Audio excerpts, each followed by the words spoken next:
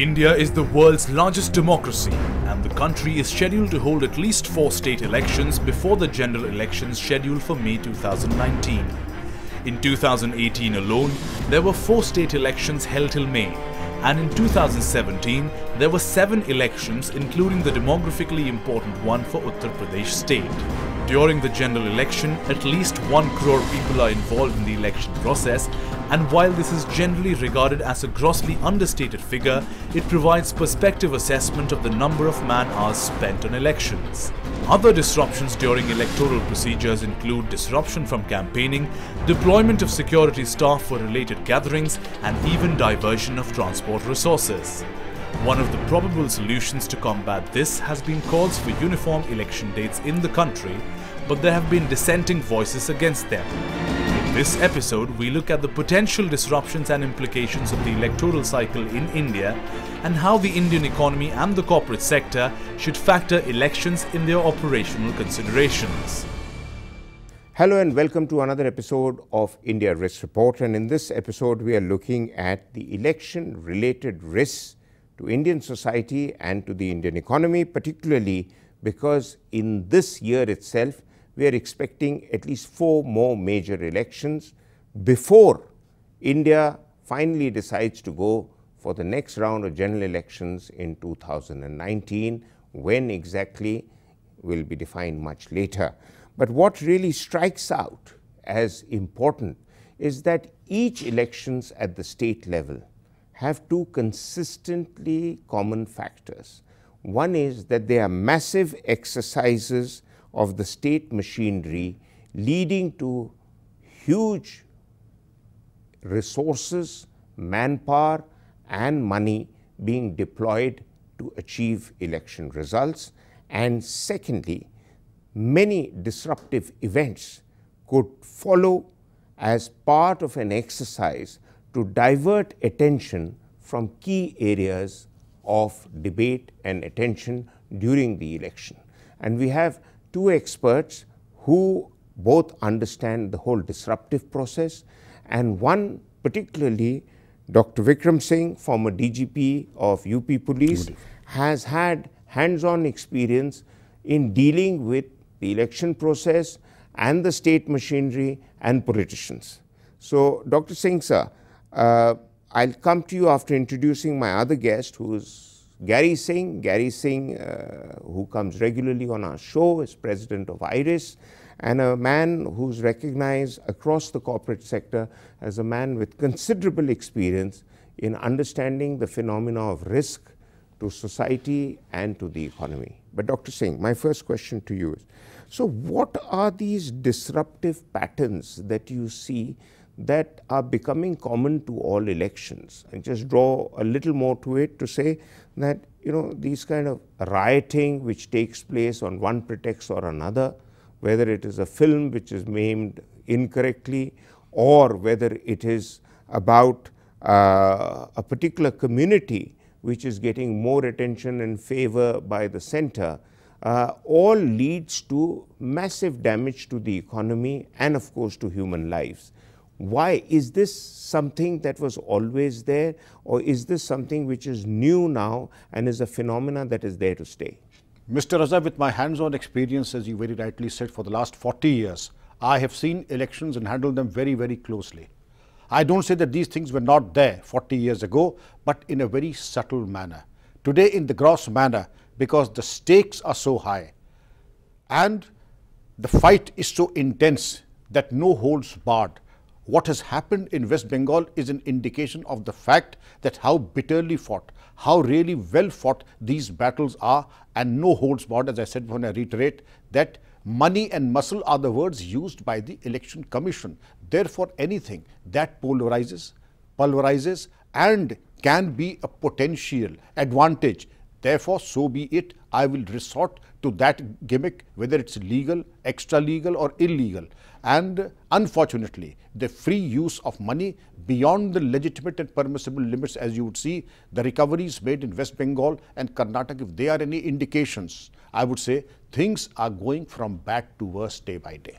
Not a very happy note to begin on, but Gary, you see, look at it, the Karnataka elections, for example, saw about 50% of the state's transport fleet being garnered and reserved for election duties. Likewise, whether it is constant television coverage of election news or whether it's other buns and other alarms that are announced by people, life comes to a virtual standstill. Karnataka, as we know, is a state where many Western countries have their investment in and their eyes in, you know, the IT capital and whatever else. And so what do security managers need to really plan on when faced with elections? Because there would be some constants they should build into their standard operating procedure. Right. Well, allow me to take things maybe a year back before the election time, because the challenge of correct governance and up to an extent policy paralysis really starts peaking from there onwards. As everybody in India counts that, oh my God, this is going to be the last final run to the election, all the policies that will come will be populist in nature.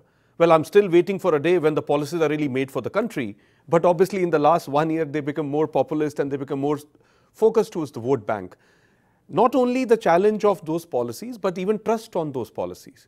For example, if an international investment which has to come in, anything that has been created as a new policy or a platform within last 1 year, the international brands do not come and invest because they are not very sure the new government that will come up will still hold this, because opposition is protesting it. If they end up winning, what's the situation? So that is on the investment front, primarily a hit which starts almost a year back.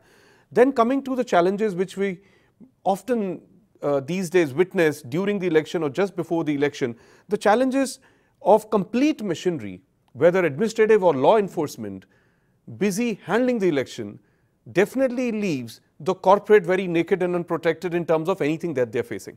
And it's a genuine problem. They don't have time. They have specific instruction that you need to do this now. Whereas the risk to the corporate during those run to the elections are going up and up. So earlier we used to talk about there is a huge amount of violence, there is a regular interference of unions through political parties indirectly in the overall production area, what the labor union will do. We were regularly talking about huge amount of money and liquor being herded to one place to another. But something new which we have seen of late, even there is a corporate extortion. These political parties do not hesitate to walk up to the corporate bodies and demand money for the elections, and including the international firms. There have been a lot of situations in the last 5-6 years. Even the CEOs of international firms have come and said, this is the first time we are facing this challenge of a political party coming and asking funding from us. What do I do about it? So, sir, it takes me back to a question which I often raise in various social gatherings. Then what is this democracy that we keep trumpeting about? That we keep thumping our chests about, that we are the world's largest democracy? I mean, is this the democracy that we need to be proud about, that because we are holding elections with successive frequency as desired by the Election Commission, forget the money and the muscle power involved, but just by holding them, we are achieving great milestones? Forget for a moment the questioning of elections in the state of Jammu and Kashmir or some other troubled state of India, but we thought Karnataka, we thought Bengal, we thought some other states, Punjab, were the progressive states where there was the possibility of a lot of industrial growth and a lot of investment coming in, because it's the same chief ministers who keep announcing in various summits and meetings in their own state and send dignitaries abroad to go and garner investment. But who's going to come and invest if this is the mess that you're providing? Mr. Raza, I wish I could contradict you, but the fact remains, lofty ideals and lowly conduct. If I were to summarize in just 4 words, lofty ideals and lowly conduct. Mr. Gary Singh has brought out very beautifully, extortion and leaving the corporates naked. It is a reality, and a reality that has happened only in the last 10 years. Now it has assumed a grotesque and an epidemic proportion. Nobody is spared, no corporate is spared. And during the course of elections, we have a circular, 2 circulars from the Election Commission, both numbering the same, one of 1996 and the other of 2007, giving elaborate 10-point detail what the DMs and the superintendents of police are expected to do. In spite of those precautions, in spite of those checks and balances, the fact remains that your security is scaled down. The fact remains that your transport is requisitioned supposedly for election duties. Your premises are also earmarked for election duties. The fact remains that is an exercise to twist your arm so that better extortion happens. I wish more transparency happens, more honesty happens, and elections do happen as we loftily claim that we are sending a representative to the temples of democracy. I wish that does happen. Well, I have my own views on that, and I don't think I'd like to air it on the channel, neither do we have the time. But Gary, back to you. You brought out one very important point, which was that in all these promises that are made during elections, we're really not seeing deliverables on the ground. Look, for example, at the unemployment rate. It continues to keep getting out of control. We are now looking at a figure of 2017 and 18 of something like 406 million people who could be seen to be seriously jobless and don't have a hope in hell. So what is it that the elections are really doing to enhance our economy? Well, one thing which I'm sure election do to enhance the economy, the employment opportunities increase. I can sit in a rally, get 200 rupees and free food. So there is a lot of labor which was otherwise used for doing productive work is not available to the industries because they're all herded in different rallies. They're attending political rallies, sitting there for a whole day, getting free food and stuff like those. So that was more like a negative remark I wanted to put in. But the reality is every election is definitely taking us some percentage down few years back in the overall progressive country we are.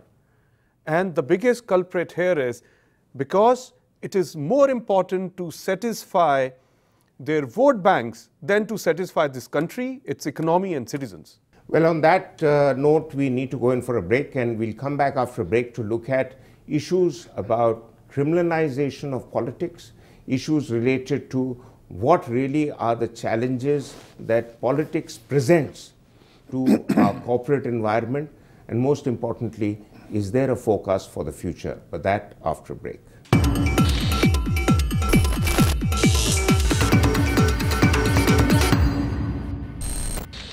Welcome back. We continue to have our two experts with us, and we're looking at the risks that elections pose to individuals and the economy.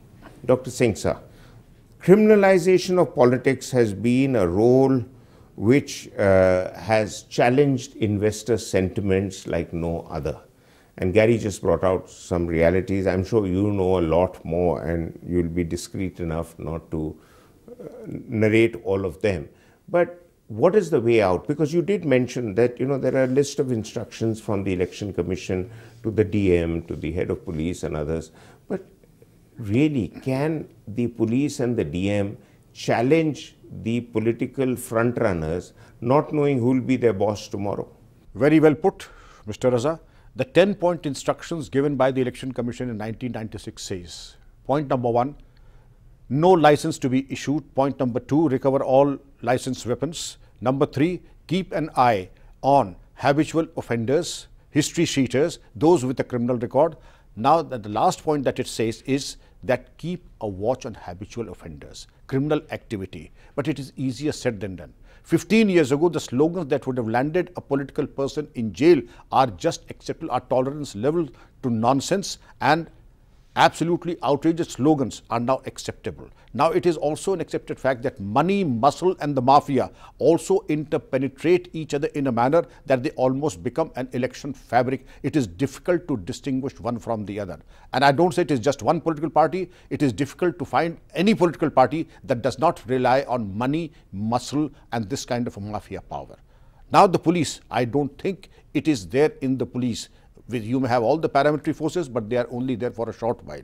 But for the police to, during the declaration of election till the day of the counting in 60 days, I don't think any police force in the country has it in them to give a death knell to the mafia who really are at the background of any election process. Okay, Gary, politicians have known to have spent in 2014 approximately $5 billion for their campaign exercises. That puts us second only to the US presidential polls. Firstly, it's a huge amount of money. I mean, it was the kind of money that we would have tears of gratitude to show, which came in as investment in our economy 10 or 15 years ago as foreign direct investment. But now this is the kind of money that's doing the round. Where's the money coming from? So that's a very interesting part actually, and especially during the elections, if you pick up data and if you really read between the lines, there's a very interesting arrival of dirty investment into India every time before a major election is taking place.